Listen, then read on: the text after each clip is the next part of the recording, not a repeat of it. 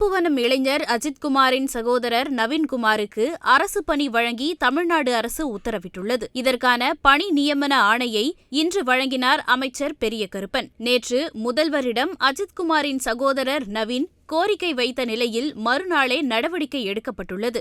சிவகங்கை மாவட்டம் திருப்புவனம் காவல் மரண வழக்கு தமிழகத்தில் பெரும் அதிர்வலைகளை ஏற்படுத்தியுள்ளது. விசாரணைக்காக அழைத்து செல்லப்பட்ட காவலாளி அஜித்குமார் என்ற இளைஞர் மர்மமான முறையில் உயிரிழந்தார். போலீசார் தாக்கியதால்தான் உயிரிழந்ததாக உறவினர்கள் போராட்டம் செய்தனர். தொடர்ந்து நேற்று பிரேத பரிசோதனை அறிக்கை வெளியானதன் அடிப்படையில் 5 போலீசார் மீது கொலை முயற்சி வழக்கு பதிவு செய்யப்பட்டது. நேற்று மதுரை உயர்நீதிமன்ற கிளை விசாரணை சரியாக நடக்குமா என்ற ஐயம் எழுப்பியவுடன் கோர்ட்டிலேயே அஜித்குமார் கொலை வழக்கை சிபிஐக்கு மாற்ற ஆட்சேபனை கிடையாது என்று தமிழக அரசு மதுரை உயர்நீதிமன்ற கிளையில் வாதம் வைத்துள்ளது. மதுரை உயர்நீதிமன்ற கிளையில் தமிழக அரசு அதிகாரப்பூர்வ நிலைப்பாடு எடுத்துள்ளது. சிபிஐக்கு மாற்ற ஆட்சேபனை கிடையாது என என்ஓசி தாக்குதல் செய்ய கோர்ட் தமிழக அரசுக்கு உத்தரவு பிறப்பித்துள்ளது. இந்த நிலையில் அமைச்சர் பெரிய கருப்பன் மற்றும் ஆட்சியர் பொற்கொடி ஆகியோர் பாதிக்கப்பட்ட அஜித்குமாரின் குடும்பத்தினருக்கு நேரில் சென்று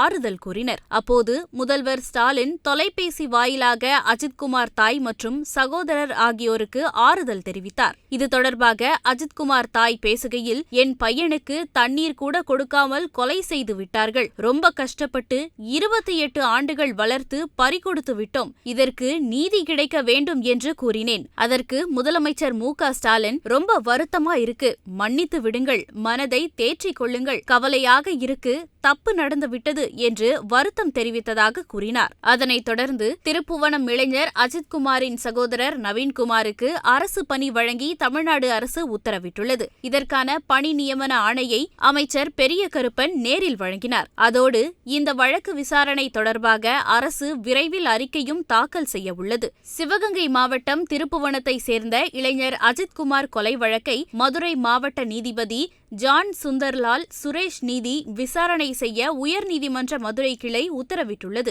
அஜித்குமார் கொலை வழக்கை உணர்வு பூர்வமாக எடுத்து சிபிசிஐடியின் சிறப்பு குழு நியாயமான முறையில் விசாரிக்க வேண்டும். காரணமான உயரதிகாரிகள் முதல் தொடர்புடைய அனைவர் மீதும் உரிய நடவடிக்கை எடுக்க வேண்டும். அஜித்குமார் உடலின் பிரேத பரிசோதனை அறிக்கை அதிர்ச்சியாக உள்ளது. உடலில் ஒரு பாகத்தையும் விடாமல் தாக்கப்பட்டுள்ளார். பதவி ஆணவத்தில் காவலர்கள் கடுமையாக தாக்கியுள்ளனர். அஜித்குமார் இறக்கும் வரை அவர் எதற்காக விசாரிக்கப்பட்டார் என்பதற்கு எஃப்ஐஆர் பதிவு செய்யப்படவில்லை என்று கூறிய நீதிபதிகள் முதற்கட்ட இடைக்கால அறிக்கையை ஜூலை 8ஆம் தேதி தாக்கல் செய்ய வேண்டும் என்று அறிவுறுத்தியிருக்கின்றனர்.